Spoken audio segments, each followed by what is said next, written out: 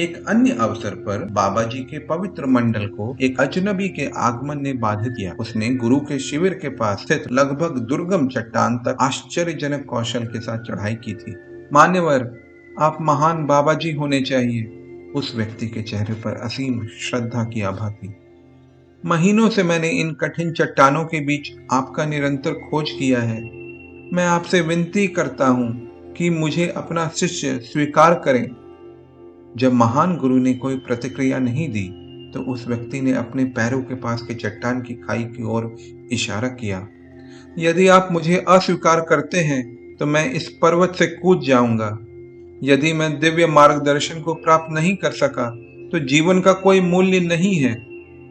फिर कूदो, बाबा जी ने निर्विकारता से कहा। मैं आपको आपके वर्तमान विकास की स्थिति में स्वीकार नहीं कर सकता।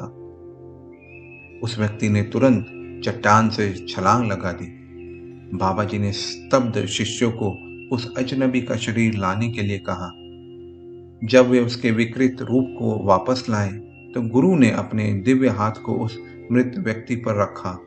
लो, उसने अपनी आंखें खोली और सर्वशक्तिमान गुरु के सामने विनम्रता से प्रणाम किया। अब आप शिष्यत्व के लिए तैयार हैं। बाबा जी ने अपने पुनर्जीवित चेले पर प्रेम पूर्वक मुस्कुराते हुए कहा। आपने साहस के साथ एक कठिन परीक्षा पास की है।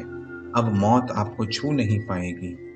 अब आप हमारे अमर समुदाय के एक सदस्य हैं। फिर उन्होंने अपने प्रस्थान के सामान्य शब्द कहे। डेरा डंडा उठाओ। पूरा समूह उस पर्वत से गायब हो गया।